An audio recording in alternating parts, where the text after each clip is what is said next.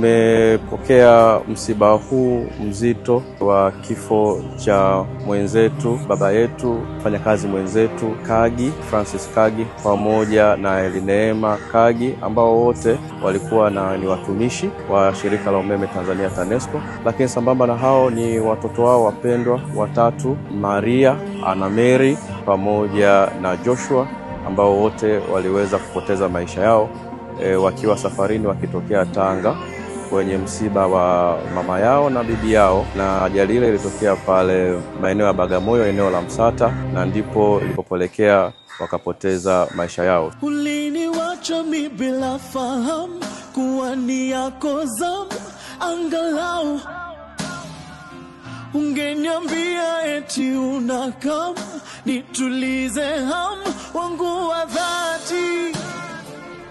Mke wa marehemu kesho yake asubuhi tulimpeleka Muhimbili kwa ajili ya kufanyiwa check up, na matokeo ya vipimo yalionyesha hakuwa na majeraha makubwa ya ndani, hivyo walituruhusu tusafiri naye, japokuwa bado ana maumivu makubwa ya miguu.